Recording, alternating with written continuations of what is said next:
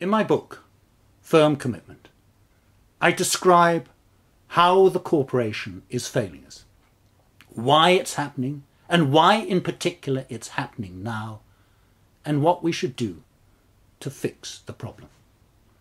I outline a 10-point plan for addressing it, which first of all focuses on the need for more tougher regulation, where corporations clearly violate laws regarding bribery, corruption and environmental damage, for example.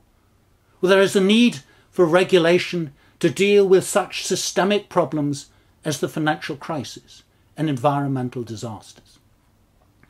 But where elsewhere there should be less intrusive regulation that interferes with the way in which corporations organise their activities. Instead, we should be looking to the corporation to uphold its own values and to determine how it's going to contribute to the wider benefit of societies. They should be owned by shareholders that have a long-term interest in the success and performance of the corporation and who play an active role in the oversight and governance of the corporation. And they should be encouraged to do so by giving voting control over the corporation that increases with the period for which they hold their ownership stakes in companies. Companies should set out the values and principles by which they operate clearly in a way in which they can be credibly understood to implement them in practice. And it should be the role of an independent, a truly independent board of directors to ensure that the corporation does exactly that.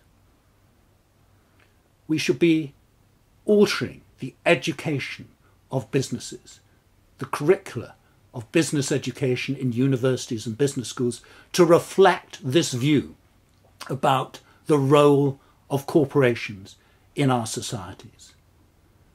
These principles should be adopted by governments in countries around the world. And finally, we should look to businesses themselves and business leaders to adopt the principles that are set out here. Because at the end of the day, the ethically oriented corporation is an efficient corporation and a commercially successful one as well. If we can do this, then we will once again re-establish corporations that we can really trust to uphold our interests and values as communities, nations, employees, customers and shareholders.